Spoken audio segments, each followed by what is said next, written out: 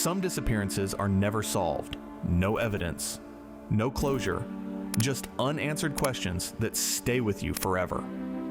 Tonight's story follows a search and rescue volunteer who spent his entire life trying to understand what happened to his missing brother, until one search operation led him somewhere far worse than he could have imagined. This is 3 Days in the Dark. When I was 8 years old, my brother Elliot went missing. He was just 13 years old, but older siblings have this aspirational quality to them. He just didn't come home one day. They looked for days, but couldn't find any trace of him. I was too young to understand what was going on, so I had to sit in my room and play with my Legos, hoping there'd be a knock on the door telling me things would be okay. There never was that kind of knock. They didn't find him.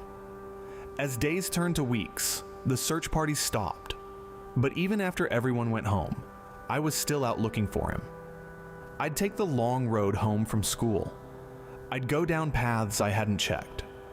I had a crumbled up map in my pocket with circles around places that I knew he liked, and I was hell-bent on checking them all. People don't just disappear. It doesn't work like that. But after a while, there were no places left to check. No circles left to draw, and Elliot was still gone. Last thing he said to me was, "Later, Gator." I don't think you ever truly come to terms with something like that. Once you've run into an impossible question, you look for answers in everything. I got really into puzzles and brain teasers, not because it was fun, but because leaving unsolved mysteries could give me this immense sense of dread. I was a great student and one of the top contenders in the debate club. Again, not because I enjoyed it, but because I hated not knowing. When I got a little older, I started volunteering for search and rescue parties. I'd made myself known with local law enforcement and informed them that I'd gladly volunteer. I figured if I couldn't find Elliot, perhaps finding someone else's missing sister or brother was the second best thing. At the very least, it could help me sleep at night. I know there's a lot of people saying, "Get over it," but you can only get over so much. I'm in my early 30s now. You can forget their face and the hopes you had growing up, but you can't forget the impact they had on you. You can't forget your own lived experience and the damage those years of uncertainty have left. Even if I never were to hear the name Elliot again, I can never forget the feeling of having the trajectory of my life take a sudden left turn. I'd like to talk about a search party I signed up for a couple of years back. At that time, I had been part of dozens of organized searches. I knew some of the people involved, and I was familiar with the gear. I got there early, taking some time off work. I put on the high visibility vest, the gloves, and got the backpack. Radio, water, flashlight, a couple of chocolate bars, a first aid kit in a waterproof bag. Now, I'd never found someone on a search like that, but that didn't mean I never would. You must believe in the best case scenario. We weren't handed a GPS, which surprised me. Turns out we were going underground, so we were handed these filtration masks to protect us from harmful dust and dead air. The missing person was a 17-year-old urban explorer. I live in a city with a metro system, and he'd been exploring an abandoned station on the outskirts of town. The family had been notified of a social media post pointing at the approximate location, but the details were sketchy. To help with the search, power had been restored to this part of the tunnels. Most of the emergency lights were meant to last for years, so there shouldn't be too much of a problem getting around. We were assigned into sections and teams where we were instructed to only follow lit-up corridors and hallways. However, as parts of the station had been abandoned mid-construction, there would be dark sections that were unfinished. If we found such an area, we were ordered to call it in and ask for further instructions. And with that, we were off. I was a bit miffed about not getting to see the abandoned station platform. That thing was supposed to be huge. Instead, I was assigned to one of the maintenance tunnels. It was originally meant to house heating pipes, but the pipes were never added. Instead, there were these lines across the wall and the occasional holes in the ceiling. You could tell they must have been surprised about the project shutting down. I found a whole toolbox abandoned by a half-mounted door. There were some personal items still in it. I was in a team of 4 people. We went down the halls slowly and methodically, calling out to the missing person as we went. We stuck to our side of the search and kept in radio contact with the organizer. It was hard to see what all the spaces were supposed to be, as we'd occasionally come across entire rooms with little to nothing in them. It made it hard to explain what we'd checked, as we couldn't accurately describe what was what. Was this supposed to be a control room or some kind of plumbing junction? Where on the map, exactly, was this supposed to be? We came to an unusually long corridor that split off in 3 directions. While staying within earshot, we decided to split up. I got all the way to the end of the hallway, where I stopped by a heavy door. The thing was almost solid black, and as heavy as cast iron. I got the impression that it was some kind of security door, maybe leading to an underground bomb shelter. I called out to the others in my team, but didn't get a response. I called it in on the radio as I wrestled with the door. It was pitch black inside. The lights were out. I'm looking at a dark room at the end of hallway. C, I think? The one on the right, second right, past the boilers. Just stay within radio contact and leave the door open, the operator responded. Don't go so far you can't see the light. Got it. I entered the room. The room was a little smaller than the hallway, tickling the top of my head when I stood upright. If I balanced on my toes, I could feel the strap from the mask touch the ceiling. I tried to figure out what the space was meant for, but I couldn't make sense of it. There was only one entry point, and there were no holes in the wall for cable management or ventilation. This was completely isolated. I tapped the radio again, swaying my flashlight back and forth. There's a corridor going deeper, I said. Is someone watching my back? Yeah, there's someone right outside, the operator assured me. You go on ahead. I took a couple of steps further, shining my flashlight down the hall. The light couldn't reach the end of it. It was such a long tunnel that it trigged my sense of vertigo. Like for a split second, it was sucking me in. I had this uncomfortable thought that maybe this was the feeling of going missing, facing this endless darkness you can't come back from. Maybe Elliot had thought the same thing, once. I didn't like it. I was only a couple of feet from the door, but I decided I wouldn't take any chances. I turned to leave, and as I did, the door swung shut. At first I didn't register what had happened. A door closing isn't a big thing. It might be misaligned, or there could be a breeze. This wasn't the case here. This door was solid metal. It wouldn't accidentally close on its own. I grabbed the handle and twisted and pulled, but it wouldn't budge. I couldn't even push it down. I'm stuck, I radioed in. The door closed. I can't get it open. Sorry about that, it happens. The operator sighed. Some of the hinges on these things are rusted shut. Stay by the door. Someone will get you out. Keep your flashlight on.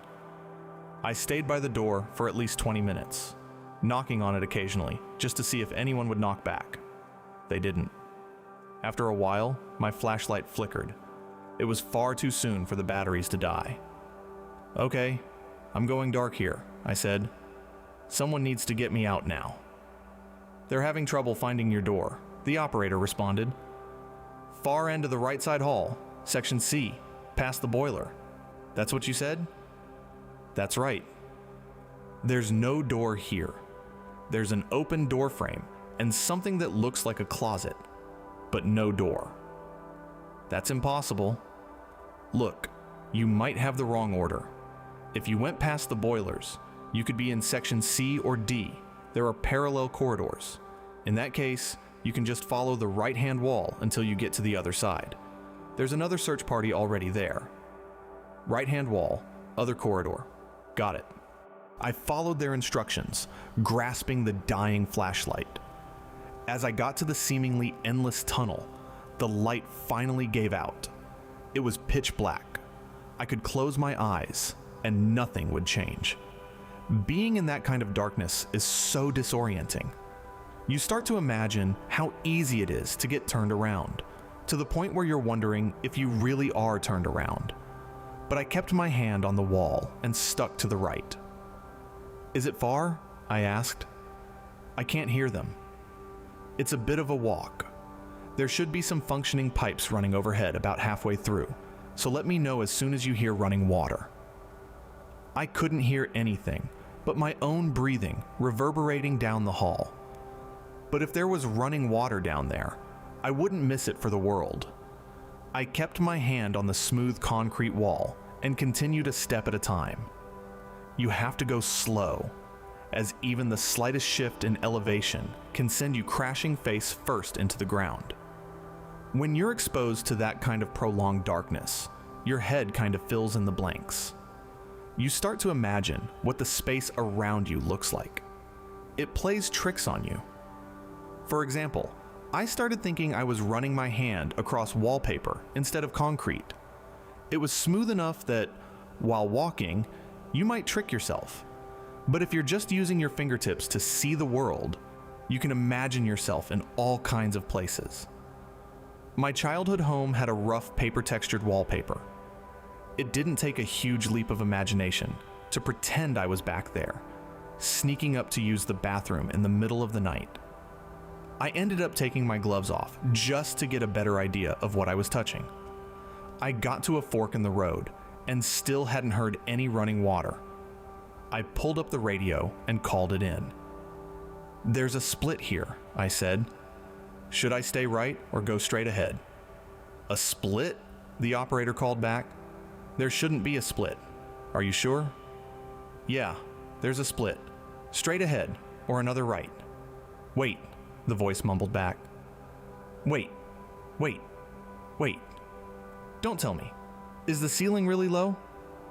"Yes." "Why didn't you say so?" "Oh man, this changes things." I could hear them talking to someone in the background, forgetting to take their hands off the button. Then, they returned to me. "This is going to get complicated." Turns out there were 3 other rooms with the same description as mine, and neither of them were in the sections I'd described. I must have veered far off course.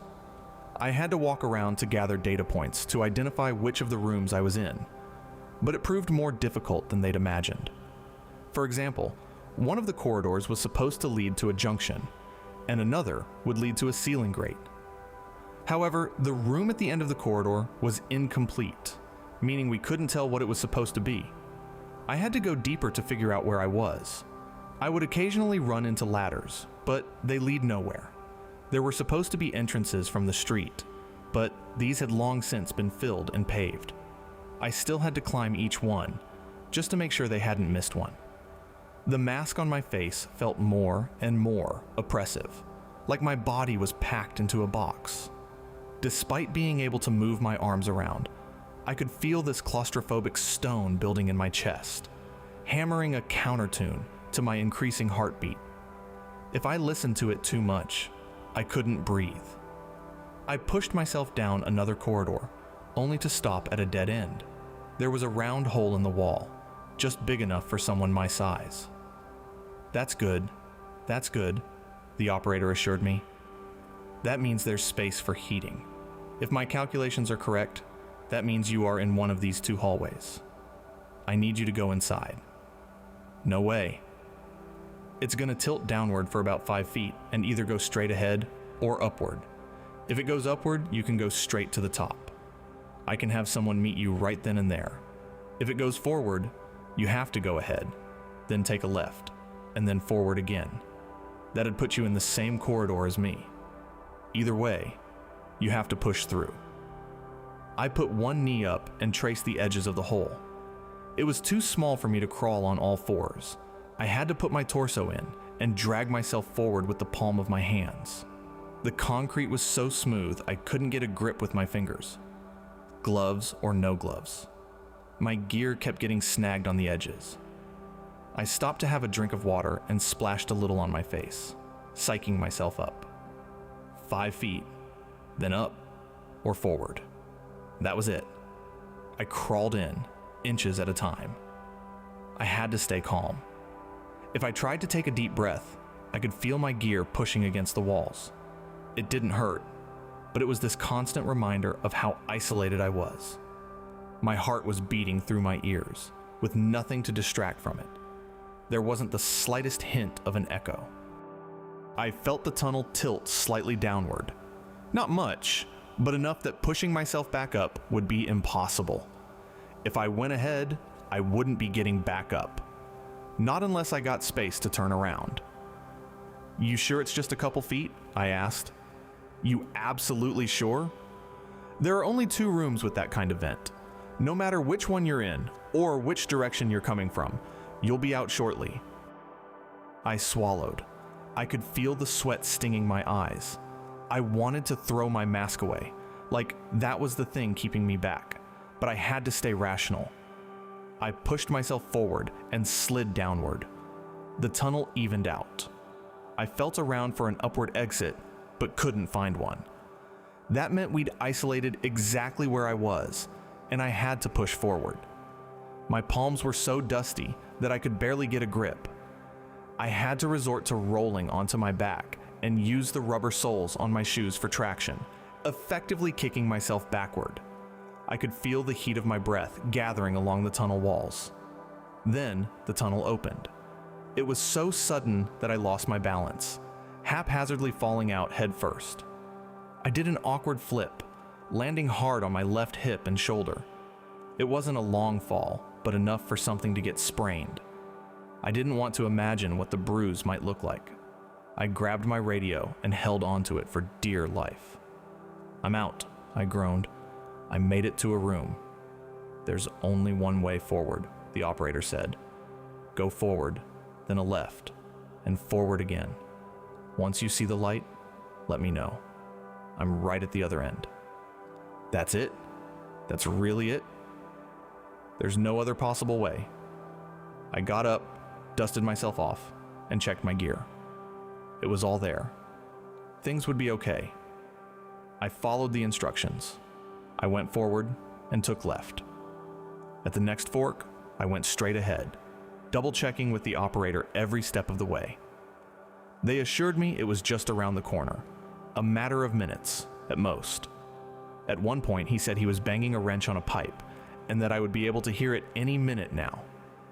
Now, I just had to go straight, until I came to a door. I was jogging, keeping my hand on the wall for balance. There were these small gaps in the wall every 10 feet or so, where there was supposed to be space for pipes. I'd walk, feel the gap, walk, feel the gap, over and over. Then I dragged my hand across someone's face. Open eyes, a nose, teeth, and hair. I stopped and turned around, my hand shaking like I'd touched a flame. "Is anyone there?" I asked. There was no answer. I debated within my own head, trying to figure out if I should head back and check again, or keep going. Maybe it was the missing person. We were still out looking for someone after all. The search hadn't been called off. I took a couple of steps back and carefully reached out with my right hand. My fingers were anticipating the touch of skin to the point where I could imagine their heat. But as I reached further, all I felt was concrete. There was no one there. I checked thoroughly, but there was nothing. I did hear a little metallic sound though, as something stuck to my shoe. A small key. It had some kind of etched motif, like a sunflower. Maybe a blue one. I put it in my pocket with my first aid kit and kept going, making sure I hadn't been turned around. As I got to the end of the hallway, I reached for the door. "All right, this is it," I said. "I can't hear you, but I'm at the end of the hall. There's a door there. Just open it, and I'll have someone come meet you." I fumbled around looking for a handle, but couldn't find one. I checked that wall 3 times, every inch of it. It was a dead end. "There's nothing here," I gasped. "There's nothing here." "Calm down, it should be on your left." "There's nothing on my left, nothing on my right. It's a dead end. It's a goddamn..." I smacked my head with the radio and heard a click. Not as in something breaking, but something clicking into place. I turned the radio over in my hand, feeling around the back. The battery cover had been slightly off. That hit had put it back in place. I opened the cover just to make sure I closed it correctly. There were no batteries in the radio. I double and triple checked. There were no batteries. "Hello?" I asked. "Operator?" I held the radio up to my lips, clicking the receiver a couple of times. There was no sound, just the clack of plastic. "Hello?" There was no response. I collapsed against the wall, taking a moment to collect my thoughts. It didn't make sense. The battery cover had been closed. Even when I smacked my head with the radio, I would have heard 2 batteries tumbling to the floor. I couldn't have lost them earlier, as then the operator couldn't have talked to me in the corridor. Something wasn't adding up. I swept my hands across the floor, checking to see if the batteries were there somewhere. They weren't, but I couldn't just sit in the dark and wait either. I had to do something. Try something. This was another puzzle to figure out. There is always a solution, and sometimes you just have to make the best of the hand you're dealt. By this time, I'd drawn a mental map. All these years of figuring things out had conditioned me to collect and preserve information. It was like recounting the alphabet backwards. I just had to follow a learned sequence. I decided I was going to backtrack and try to find my way back to where I started. I made my way back to the hole in the wall and climbed inside. The upward tilt would be difficult, but I was confident that I could make it. I crawled, holding my hands out, only to feel the tunnel dip downward. I stopped dead in my tracks, my mind spinning. This was impossible. I'd been crawling down. It couldn't possibly lead further down. I crawled a little further, reaching with a full arm. This couldn't have been where I came from. Were there 2 separate tunnels? That was the only explanation. I pushed myself all the way back out, but couldn't find a second hole in the wall. I figured I must have been turned around somewhere, taken a wrong turn, went straight instead of right at a split, something like that. I had to slowly and methodically map out my surroundings, one room and hallway at a time. It's easy to second guess yourself in the dark. You have nothing to rely on but your thoughts and impressions, and those are easy to misunderstand. It can be challenging even in a familiar environment. Ask anyone who's had to go to the bathroom during a power outage. I was somewhere deep underground, in an unmapped area, without light or direction. I must have wandered for hours. I mapped out 2 branching corridors, leading to 3 rooms and 4 dead ends. There were no doors, and only one hole in the wall leading to a tunnel. And yes, I checked it again.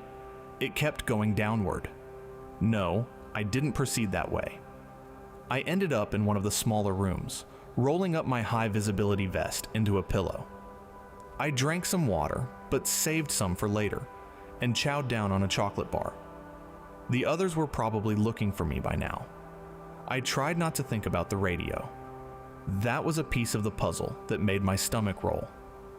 No matter how I twisted and turned that thought, I couldn't get it to make sense. If it was empty all along, I was the problem. If it wasn't empty until that last click of the battery cover, there had to be batteries on the floor. I couldn't find any, but that didn't mean there weren't any. And yet, I didn't have a clear answer. I ended up spending the night down there. It's difficult to sleep in that kind of darkness. After a while, you don't know if your eyes are open or closed. You don't know if you're sleeping or not.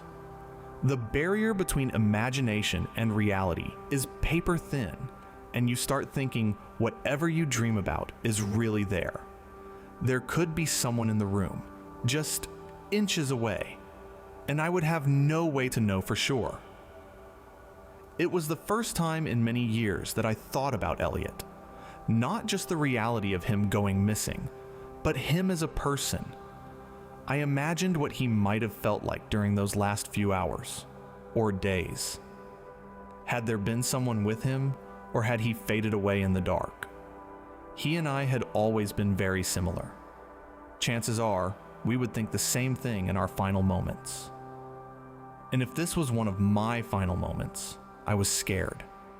He would be too. I tried not to think about it.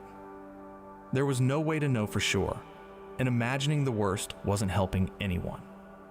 He could have run away, eloped with a pretty girl, and lived in some hippie co-op. He might resurface in 20 years. You can't tell the future. But somehow, a part of me felt like it knew. It knew he'd gone someplace dark, where he could never come back. Maybe it was the next day, or just a couple of hours, but at some point I got up. I decided I was going to check the tunnel again. There must have been some kind of misunderstanding. I drank my last gulp of water and followed the map in my mind. The layout was different. There were more rooms and shorter corridors. If you took two lefts, there were a couple of stairs. There was a larger room with a rounded floor for draining liquid. I would go down the same hallway twice, and I could swear it was different lengths. I would count my steps and end up with the same result, but one would take a minute to pass, and the next it would take 2. I felt like I was losing my mind. Every time I tried to make clear sense of that place, it seemed to shift and change, like it wasn't finished in more ways than one, like an approximation of space and dimension. After my third pass around the same rooms, and still not making any sense of it, I took a break. I was leaning back, tapping the back of my head against the wall as if trying to dislodge a good idea. Instead, I picked up the radio, clicking the receiver and turning the dials. Now, it was just a plastic brick, no better than a paperweight. I checked the back, unlatching the battery cover. Still empty. Then, a noise. There's a way out, you know? The crackling voice came from the radio, but there was something about it that resonated within me, like the reverb was tickling the back of my mind. "You're not real," I mumbled. "I'm hallucinating." "Are you sure?" It's like a sensory deprivation tank. If your senses stop getting input, your brain starts firing random signals just to keep them occupied. Otherwise, it sort of atrophies. So I'm just a random brain signal? I would suppose so. Interesting, the voice continued. So that means whatever I say is an expression of yourself. No, it's random noise. You might as well be a cat's meow or a leaf in the wind. But what do I sound like to you? Try to categorize me. Make sense of me. Who am I? The voice was a man. Age was difficult to tell through a radio, but I was guessing they weren't a teenager or a senior. Adult or middle-aged, with a slight hint of an accent similar to my own. That was a curious choice. "Where's that accent from?" I asked. "Wherever you want it to be from." Cute deflection. I wonder why I'm imagining you like that. Maybe you're trying to express something. Why would I care about some random person with an accent? Maybe I'm not a random person. I leaned the radio away, closed my eyes, and shook my head. "Don't do that," I whispered. "Don't say things like that." I wandered the dark for a bit, desperately trying to make sense of my surroundings. The number of steps on the stairs were different. The corridor turned right instead of left. The ceiling was lower, and the angle of the tilt in the floor of the big room was deeper. I thought I felt a door handle, but upon doubling back, I realized it was a clasp for a missing pipe. I talked out loud all that time, getting the occasional response from the radio. I knew it wasn't real, but it kept me from digesting random thoughts into something rancid. I had to stay focused on the task ahead and find a way forward. There had to be a way forward. There's no such thing as an impossible space.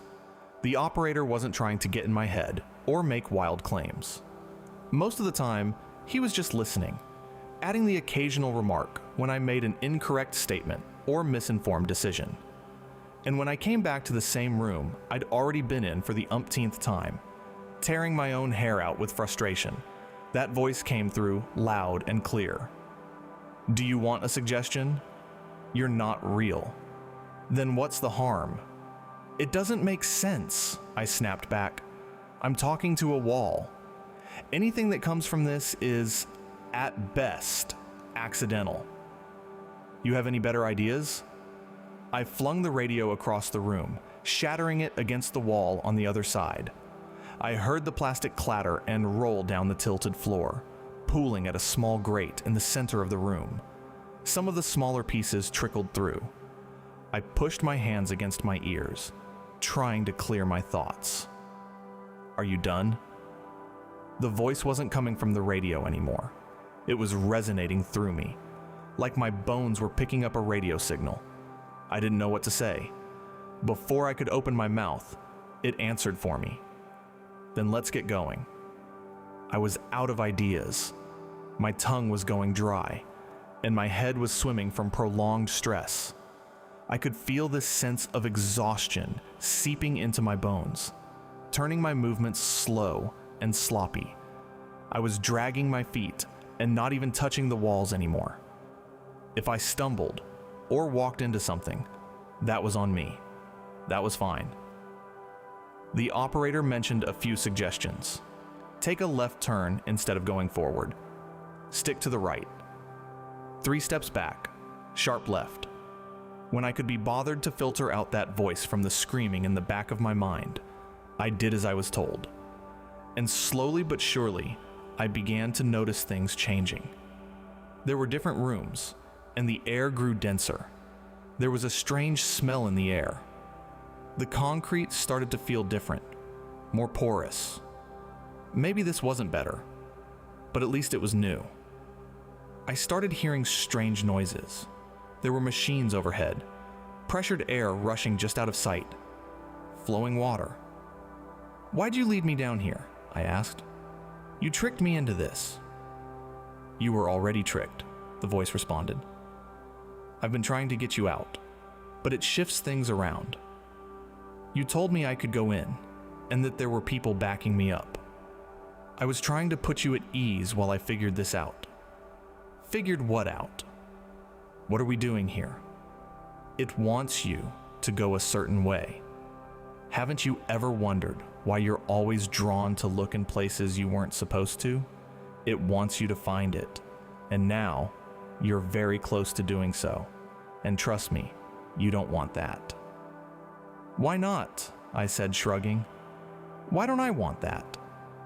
Because I know what happens when you go too far, when you can't turn back. Things like this wants to be found in deep, dark places.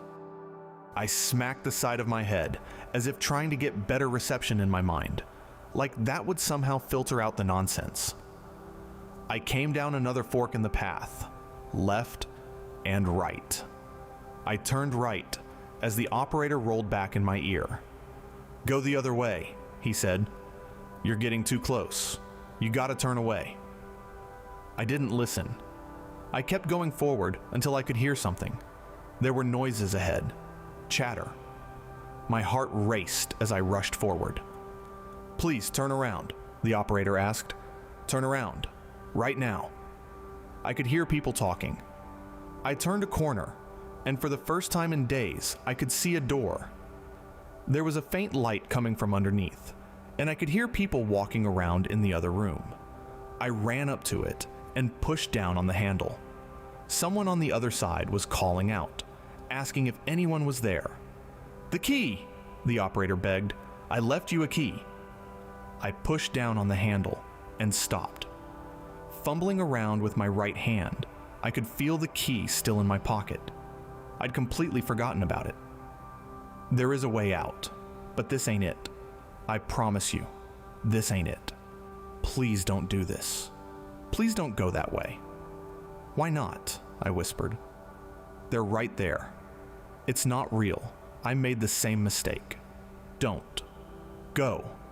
In. My hand stayed on the handle. Someone urged me to open it. Someone asked me to take a peek. They were laughing with relief, saying how pleased they were to finally have found me. But something didn't feel right. I stepped back. "Open the door on your end," I said out loud. "It's not working." There wasn't as much as a tug on the handle. They came with excuses. Someone had their hands full.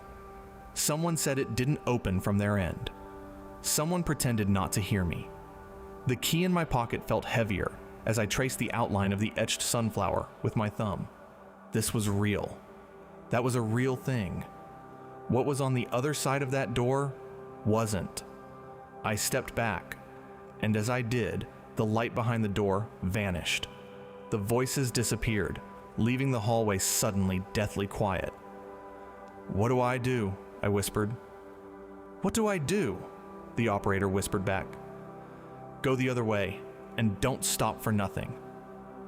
I turned around and ran as a door creaked behind me. I heard wet skin slapping against the concrete floor, stumbling forward at an awkward pace. I headed straight, then took a sharp right. The air was growing more dense, more warm. I traced my hand along the right wall, only for it to shift. The concrete grew hot and soft, like sand from the beach.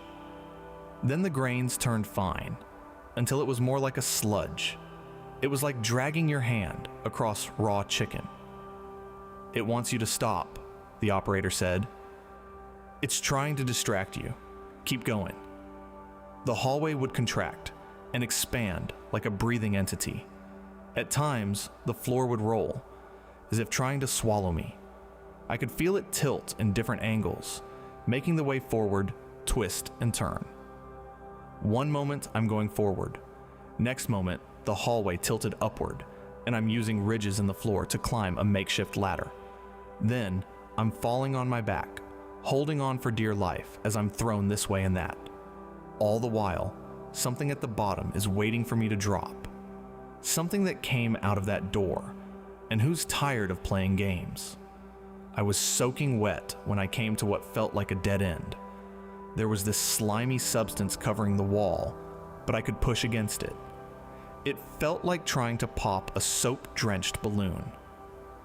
Using scissors from the first aid kit, I managed to cut a big enough hole for my hand to fit and rip all the way through. As I did, everything rolled again, as something screamed in pain. Not with sound, but with movement, convulsion, and heat. I could feel the compressed air press against my eardrums, making my sense of balance shiver. There was a door at the end of the hallway. It was chained. "This is it," the operator said. Get the key and go." It was coming down the hall, heading straight for me. It was so fast. How could it be so fast? I reached for my key and felt around for a lock. There was one. I slotted the key in, turned, and pulled. There was a click, and the chain rattled to the floor. As I swung the door open and dashed through, I turned around for a moment, just to close it behind me. As I did, I saw something staring back at me from the dark. Something with milk-white skin and atrophied eyes, and the wild-grown maw of an invertebrate predator. The door closed, and I stepped back, catching my breath. There was light here. The operator came through, but the voice was barely reaching me. I could hear scratches, like interference, like I was just out of reach. "Just keep going," he said. "Not far." "Got it from here." "What about you?" I asked. "Are you still in there?"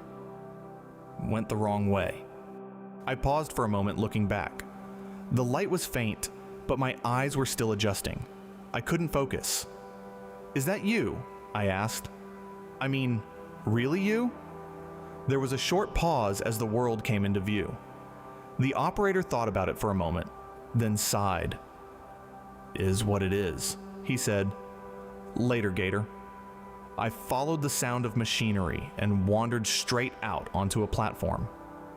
Early commuters saw me wandering out of a maintenance tunnel, and I was approached by a janitor.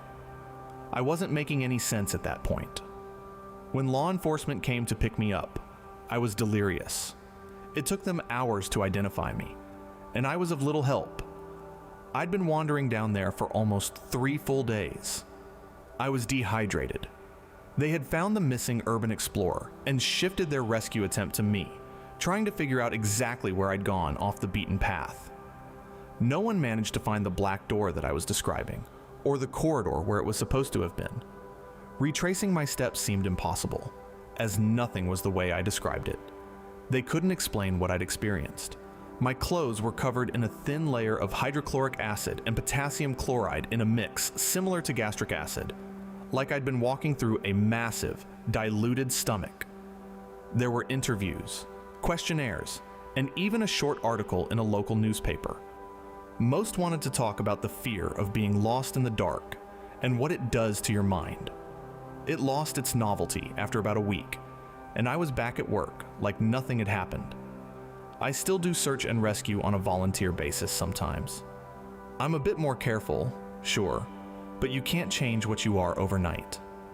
And yet, I think something has changed. I'm asking different questions nowadays, and I'm not sure I want an answer. I can't say for sure what I was doing during those 3 days, or what I experienced, but I know what I heard. I know I wasn't alone.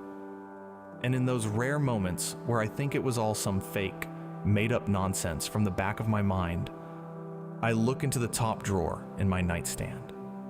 That's where I keep a small key with an etched sunflower that someone left for me in the dark. And that was 3 days in the dark. Maybe the scariest part wasn't the creature, but realizing Elliot may never have escaped those tunnels. If you enjoyed this story, like and subscribe, and tell me, was the operator really Elliot?